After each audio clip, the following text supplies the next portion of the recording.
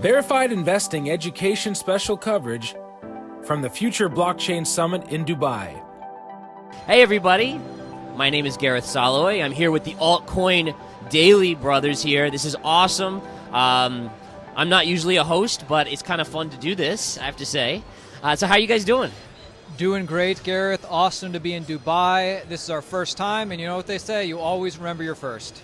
That's right. That's right. Hopefully. Just joking around, guys. We're having fun in Dubai. No, it's awesome to be around, so many people, not only like tech-focused, but also crypto-focused, and I really like coming to crypto conferences in general, because obviously I connect with everybody online, but to actually sit down and talk with people, rub elbows, that's one of my favorite things to do. Awesome. And how about you? How's your experience so far? Well, it's great to be in this situation with you right now. Yeah. You, the interviewer, because we've had you on our channel. I know. Interviewing you, Altcoin Daily. That's our channel over the last 4-6 months. So it's been great. Dubai has been awesome. We went on a little safari yesterday. So, Did you guys ride a camel? We did it all. We did the full Dubai experience. Sandboarding was my favorite, but Dubai's been awesome. So is sandboarding like surfing but on sand? Snowboarding, but on sand, exactly. Down the hill. And did you guys try authentic food? Did you guys you did all that, everything, really? We requested. We weren't going to go to the, turns out there's a McDonald's in every state or city around here. We, asked for recommendations, got authentic food, trying to try it all. Wow, all right. And so let me ask you a question. You guys obviously do a ton of work. How are you able to be here and still manage your business, right? Good question. Well, first off, for the audience at home, Altcoin Daily, we drop a video every single day demystifying the cryptocurrency market, and essentially we cover news and opinion from the average person's point of view, meaning we're not traders, we're not coders, but if cryptocurrency is for everybody, surely we can figure it out, and we've been dropping a video every day since early 2018. Wow. So when we go to conferences, we like to bank a bunch of interviews, essentially. Usually our audience knows us for the short form, get in, get out, give me the daily news. But we do like to do more podcast, long-form stuff, and just interview notable people in the space. In the last 6 months, we've had Mark Cuban, Anthony Pompliano, Raul Paul. Awesome. We've had CZ on the channel before. We've had you on the channel. Yeah. So just every walk of life in the cryptocurrency market we like to get to know. That's awesome. So basically what you guys did is you worked your butts off before coming here so that you guys could do other things here, like hang out with me. Here's awesome. the thing, that. Gareth. What's something about you guys that the audience may not know? What a open question. Do you have something? Yeah. It can be as personal as possible. It's really up to you guys. Okay. All right. Love yoga. Do it every day. Also a big Orange Theory person, but I know Gareth does Orange Theory too. Yes. He invited me. Did you go to the Dubai? No, I've been way too busy. I know, yeah. And of course I'm eating horribly, but whatever. I know. It is what it is. But I love yoga, love group fitness in general, but it's cryptocurrency. You spend so much time just in your room making content. It's very online. So I do like to do stuff that brings me out, and big yoga guy. I wish I knew of a yoga place in Dubai. I'm sure there's tons of them. There's got to be like a million, but it's like, But the time thing, but yeah. We live in Los Angeles. We're filmmakers and actors by trade originally, and also full-time crypto, full-time YouTube now, but that's how we started out back in the day. Also, just interesting thing, what I enjoy, stand-up comedy. I don't know if you like stand-up comedy, Gareth. I do. Who's your favorite stand-ups? I mean, I was a big Seinfeld person. Obviously, that was more the show, but I mean, what's the deal with Ethereum? That's right. I mean, that's got to be some joke in there. When it goes to 1,800, no. But that's awesome. All right, so stand-up. Are you a stand-up comic yourself? Would you consider? I wish I had that. I was hoping for a joke, to be honest. Although you kind of gave me a half one about the Ethereum. Yeah, I've been peppering in some joke-like material, but no, I mean, I wish I could do stand-up. It is hard to write jokes. I just love watching, really. That's cool. All right, so let me shout out some up and comers. Who do you like? Up and comers. I like David Spade. I like not up and comers. No, I like Andrew Schultz. I love Norm Macdonald. Anthony Jeselnik. No, Saturday Night Live alums. I love those guys. Not all of them, but I love the really great ones. Yeah. Tim Dillon. Up and comer. Mark Normand. Sam Morrell. I like those type of guys. Very cool. So let me ask you a question. What was your first car that you each had, right? Assuming you guys have cars. I mean, in New York City, you may not need one, but I think in LA you probably do, right?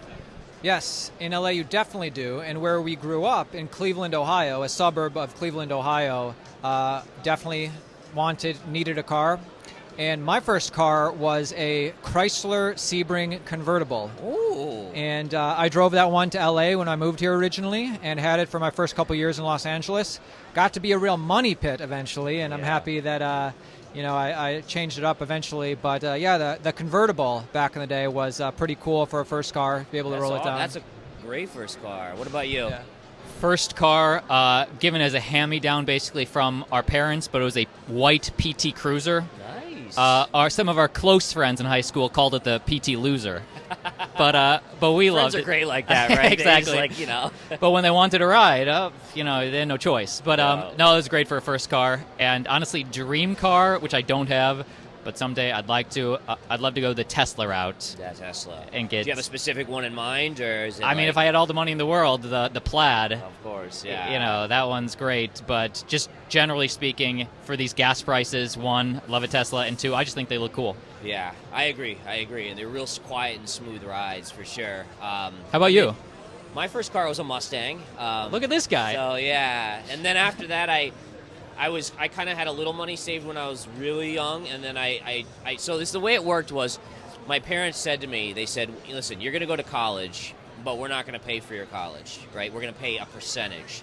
So I had to make a choice. Do you go to one of these schools that back then it was like 30, now they're like 65 or whatever. But it was like, all right, so we'll pay for X amount percent. So I chose the cheaper school. Because once you actually have to pay for it yourself, I was like, all right, maybe I don't need, especially for me. My college was, so I majored in economics, and college for me was like a social thing.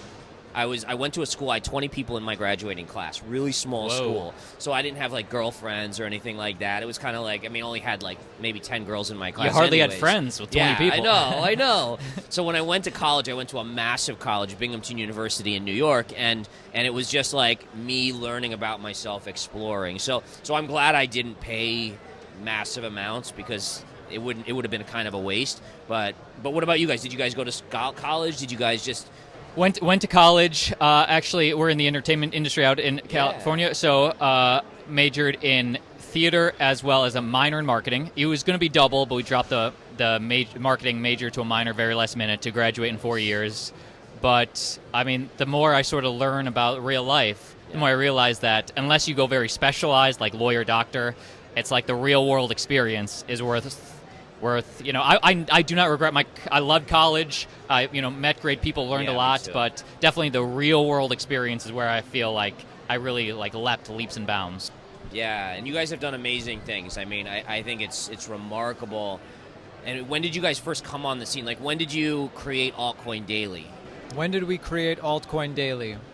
So I started, lightly on and off discovering crypto end of 2016, throughout 2017. Wish I put way more money into it. Didn't put that much money into it. But as, that progressed, got more and more involved, started off trying to trade crypto.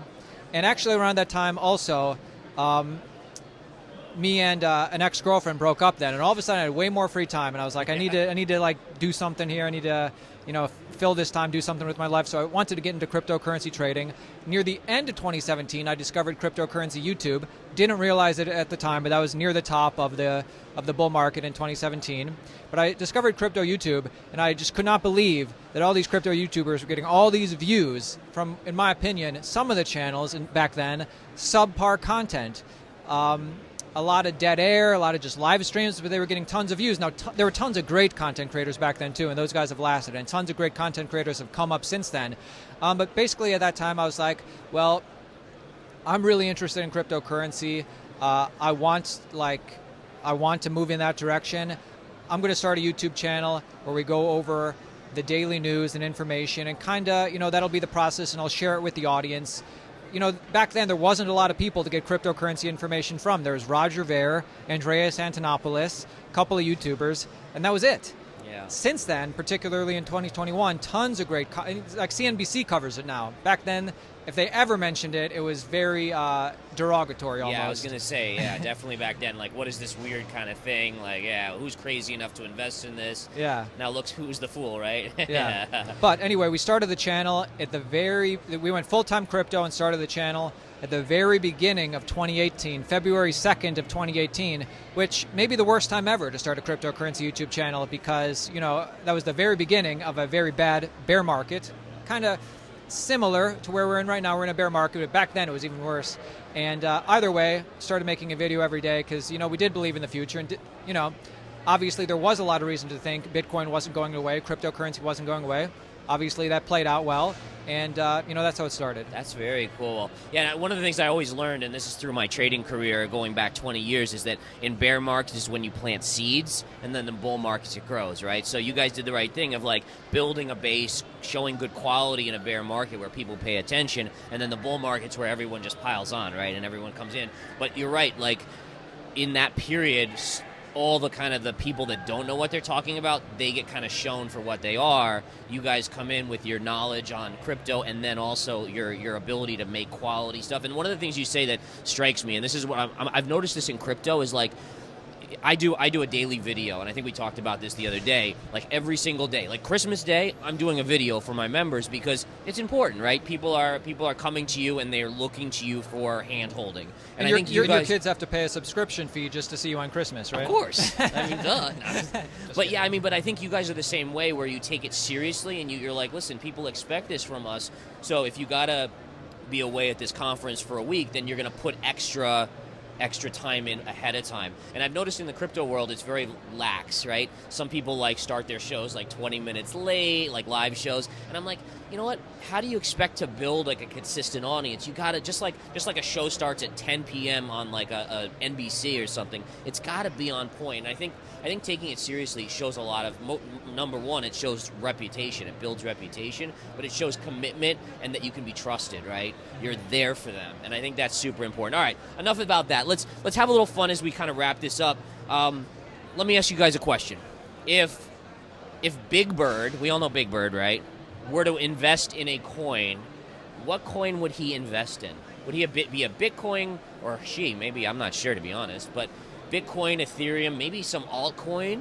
What do you guys think? Yeah, Big Bird, I mean, that's obviously, man, there's so many ways I could go, but like, obviously Big Bird would be very interested in decentralized finance, generating yield. I think he'd probably stick with the blue chips in the Ethereum ecosystem. He'd probably go with Aave, Compound, Maker maybe, and not only invest in the coin, but also just try and provide liquidity and generate yield. All right, how about Cookie Monster? I had my answer for okay. Big Bird. I want to hear that. I think Big Bird would ape into Feathercoin back in like 2015, whenever it was, and lose all his money. And from then on, he'd start learning and probably just focus on Bitcoin and ETH.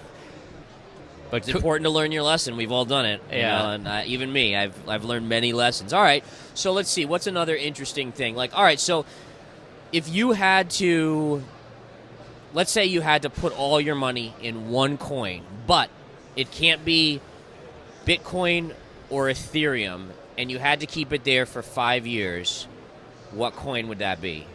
Well, I'm glad you qualified because to me, we're big Bitcoin bulls. Right. Obviously, in this answer, we can't go with that. And we know everyone. I mean, that is the safest one, so I assume for that sure would have been the answer. answer. Okay, cool. So. I just want to make it clear. Yeah. That was clear qualifications. And by the way, this is not advice. This is just hypothetical. Yeah, I'm a big L1 guy, layer 1 protocols, because as opposed to the internet, which I was a little young, but obviously you were around more. Yeah. But back in the internet days, you couldn't invest in the underlying protocols. The money, the wealth creation was from the apps built on top. Right. Now it's cut to 2022, and before the cut to cryptocurrency, you can invest in the underlying protocols as well as the dApps on top. So no matter what dApps reach mass adoption, make it in the end, it's these L1 protocols. Not all of them, but some of them will be around.